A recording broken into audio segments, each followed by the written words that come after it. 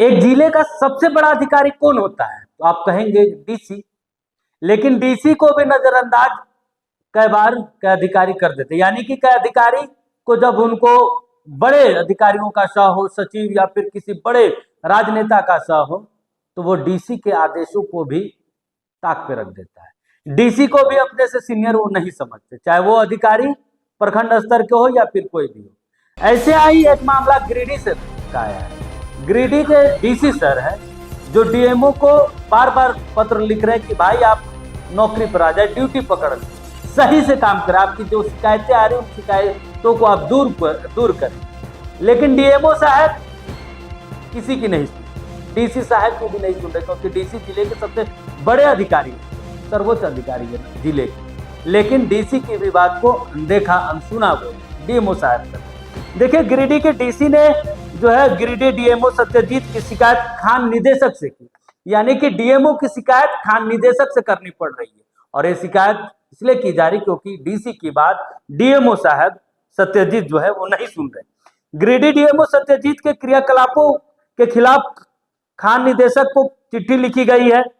Giridih DMO अक्सर जिले में नहीं रहते, जिसके कारण कई सारी समस्याएं होती है, क्योंकि खान टास्क माफ कीजिएगा खनन टास्क फोर्स के सदस्य सचिव होने के नाते उनकी उपलब्धता अनिवार्य होती है। ऐसे में उनके नहीं रहने से कई सारी दिक्कतें होती है। खनन टास्क फोर्स जो है अपने काम सुचारू रूप से नहीं कर पाती। डीएमओ अक्सर फोन भी रिसीव नहीं करते। आप सोचिए, डीएमओ साहब एक डीसी जो जिले के सबसे बड़े अधिकारी हैं, उनका भी फोन रिसीव नहीं करते, यानी कि सबसे बड़े अधिकारी डीएमओ ही बन बैठे हैं। वो ना फोन रिसीव करते, ना ही अपने विभाग का काम करते, ना ही ऑफिस में आना वो जरूरी समझते हैं। अवैध खनन के खिलाफ कार्रवाई में भी बड़ी शिथिलता बरतते हैं। अरे यार छोड़ दो, कार्रवाई छोड़ दो, वो किसी के खिलाफ कार्रवाई करना भी पसंद नहीं करते। अधिक जानकारी के लिए हमारे साथ हमारे सहयोगी अभिषेक भारती हैं। अभिषेक, पूरा मामला गिरिडीह का है जहां के डीएमओ सत्यजीत है, जिनके खिलाफ खनन निदेशक को वहां के डीसी ने पत्र लिखा है। निरंजन, गिरिडीह के डीएमओ सत्यजीत है। अब 7 फरवरी को गिरिडीह के डीसी रामनिवास यादव खान निदेशक राहुल सिन्हा को एक चिट्ठी लिखते हैं। इस चिट्ठी में वो आरोप लगाते हैं कि सत्यजीत जो है उनकी प्रेजेंस जिले में नहीं रहती, और अगर उनको फोन भी किया जाता है तो वो फोन रिसीव नहीं करते। देखिए मामला कहां से शुरू होता है। आज से लगभग 2 महीने पहले भारत मित्र तीसरी थाना क्षेत्र में, तीसरी अंचल है, तीसरी थाना क्षेत्र है जी जी, उस इलाके में अवैध खनन की कई खबरें दिखाई, और गिरिडीह डीसी ने बाकायदा उसमें जांच भी की थी। हमने बाकायदा खुलासा भी किया था कि जो गिरिडीह डीएमओ है उनके एक पोते हैं जो कि वाहन चालक है और डीएमओ कार्यालय में तैनात है प्रकाश राम जी। प्रकाश राम जो है जितने अवैध खदान चलते थे उन अवैध खदानों से वसूली करते थे, और हमने बाकायदा डंके की चोट पर खबर दिखाया था। गिरिडीह डीसी ने उस मामले की जांच भी की, लेकिन जांच के बाद भी इस मामले में कोई परस्पर एक्शन नहीं है। और उसके बाद हमने एक के बाद एक कई खबरें दिखाई, बाकायदा गूगल मैप से हमने सारे सब कुछ दिखाया था। अब होना ये चाहिए था कि गिरिडीह के डीसी जब संज्ञान ले रहे हैं तो एकदम ताबड़तोड़ छापेमारी होनी चाहिए थी, एक्शन होना चाहिए था। बिल्कुल। अभी 10 दिन पहले भी हमने एक खबर दिखाई, तो हम मतलब ये समझिए कि प्रशासन पूरा संज्ञान ले रहा है।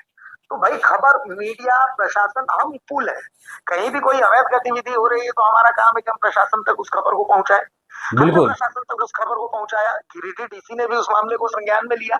लेकिन डीएमओ की तरफ से, चूंकि हर किसी का अपना एक विभाग होता है, एक हायरार्की होती है। अब आप ही सोच लीजिए कि हर चीज अगर मुख्यमंत्री ही करेंगे तो वो संभव नहीं है, उसी तरीके से हर चीज अगर डीसी ही करेंगे तो वो संभव नहीं है। उसके लिए बाकायदा अलग अलग विभाग बनाए गए हैं, तो डीसी को एक परस्पर सहयोग चाहिए। खनन टास्क फोर्स बनी, उस खनन टास्क फोर्स के पदेन सचिव होते हैं डीएमओ, तो डीएमओ सत्यजीत जो है उस खनन टास्क फोर्स के पदेन सचिव होने चाहिए। लेकिन पूरे गिरिडीह में अभी तक कभी ऐसी कोई बहुत बड़ी खबर नहीं है जिसमें गिरिडीह के डीएमओ ने कोई बहुत बड़ी छापेमारी को अंजाम दिया होगा, क्योंकि वो सबका साथ सबका विकास में चलते हैं, और यही कारण है कि उनकी दस्तक ईडी के दरवाजे तक भी हो चुकी है। तो कुल मिलाकर के गिरिडीह डीसी ने जब इसको अनटॉलरेबल पाया, उनको लगा कि अब पानी सर से ऊपर चला जा चुका है, क्योंकि एक अधिकारी बहुत मुश्किल, बहुत विरला होता है जब कोई अधिकारी दूसरे अधिकारी के खिलाफ कोई चिट्ठी अपने सीनियर अधिकारी को लिखता है। बिल्कुल लेकिन ये अपने आप में गिरिडीह जिले के लिए एक नया अनोखा मामला, जहां पर गिरिडीह डीसी ने पानी सर से ऊपर जाने के बाद गिरिडीह के डीएमओ के खिलाफ चिट्ठी लिखी खनन निदेशक को कि भाई ना वो खनन टास्क फोर्स में सहयोग करते हैं, ना वो जिले में रहते हैं, ना वो फोन उठाते हैं, ना अवैध खनन के खिलाफ कार्रवाई करते हैं, तो आपकी तरफ से निर्देश दिया जाए कि हमें क्या करना चाहिए। बिल्कुल। देखिए भारती, क्योंकि डीसी जो है जिले के सबसे बड़े अधिकारी होते हैं, उनके अंडर में ही सब कुछ होता है। लेकिन एक डीएमओ का इस तरीके का रवैया, ना ऑफिस आना, ना डीसी का फोन उठाना, नहीं लगता कि अवहेलना है कि बड़े अधिकारी का? और डीसी को इसकी शिकायत जो है विभाग से करनी पड़ रही है। सोचिए, बड़ा एक मामला है। ऐसे अधिकारियों को आखिर कहीं से तो सह मिलता होगा, किसी बड़े अधिकारी या किसी बड़े राजनेता से। बहुत छोटा सा और बहुत इंटरेस्टिंग किस्सा मैं आपको बता रहा हूँ। जी। ये कुछ दिन पहले मेरे साथ घटा था। रांची में शनि मंदिर चौक है, गाड़ी खाना के पास में। उस शनि मंदिर चौक पर एक मेरे मित्र हैं, कांस्टेबल है, जिनकी तैनाती थी ट्रैफिक में। तो उन्होंने एक दिन मेरे को देखा, तो उन्होंने बोला आइए ना भैया चाय पीते हैं। तो चाय पीने के लिए हम रुके। तो मैंने उनको बोला कि आप लोगों की तो बहुत परेशानी हो जाती होगी, मतलब चालान का प्रेशर, ये वो दिस दैट। तो उन्होंने बहुत अच्छा जवाब दिया। उन्होंने बोला जानते हैं भैया, आज का समय ऐसा है कि हर वो आदमी जिसको आप पकड़ लीजिए जो नियम तोड़ रहा है ना, वो हमें ही गुर्रा करके देखता है और बोलता है कि ऊपर हमारी जान पहचान है। अब ऊपर में उसकी जान पहचान किससे, वो फोन भी लगाता है। सबसे इंटरेस्टिंग बात यह है कि वो जी। फोन भी लगाता है। तो आप सोच लीजिए कि ऊपर में उसकी जान पहचान किससे होगी। तो ये सोचिए कि एक मतलब छोटा सा आदमी अगर ये बात कह रहा है, तो एक डीएमओ के ऊपर किसी ऊपर वाले का हाथ ना हो और वो डीसी के आदेश का उल्लंघन करेगा, ये मुमकिन है क्या? आप ही सोचिए। तो जाहिर सी बात है, यही सिस्टम झारखंड में चल रहा है और यही सिस्टम अभी लोगों को पसंद भी है यही सिस्टम असल में। तो लोगों को पसंद आ रहा है यही सिस्टम, तो यही सिस्टम चल रहा है कि भाई मतलब ईडी है और एसीबी है, वो अपना अपना काम करेंगे और तुम मेरी झांको, हम तुम्हारी झांकेंगे, और इसी तरीके से सिस्टम जो है वो चलता रहेगा।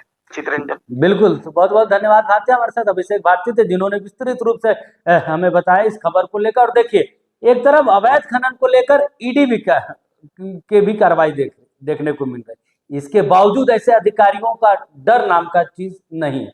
बेखौफ होकर ये अपनी पुरानी आदत से काम कर रहे हैं।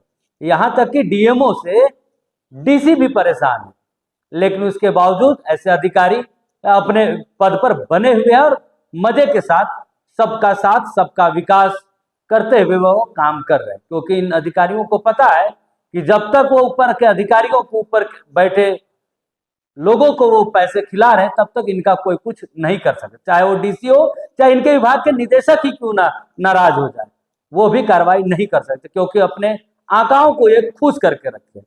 देखिए, प्रदेश में लगातार विपक्ष जो है अवैध खनन को लेकर सवाल उठा रहे हैं। इस बार विधानसभा का सत्र भी आहूत है, बजट सत्र में भी ये सारे मामले आपको देखने को मिलेंगे। इन अधिकारियों पर कार्रवाई की बात भी कही जाएगी। सरकार भी हामी भरेगी कि ऐसे अधिकारियों पर विभाग कार्रवाई करेगी। लेकिन अगर सच में कार्रवाई होता तो ऐसे अधिकारियों पर डर होता।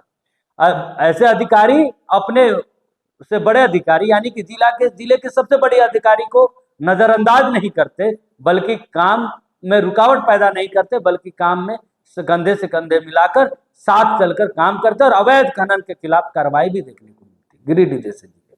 तो देखिए, गिरिडीह में आप अगर कहेंगे कि सर्वे सर्वा अधिकारी जिले के डीसी होते हैं तो आप गलत हो जाएंगे, क्योंकि यहाँ डीएमओ भी डीसी के बातों को नहीं मानता है। उनके जो आदेश है उनको नहीं मानता, क्योंकि डीएमओ वहां अपने आप को सबसे बड़े मानता है।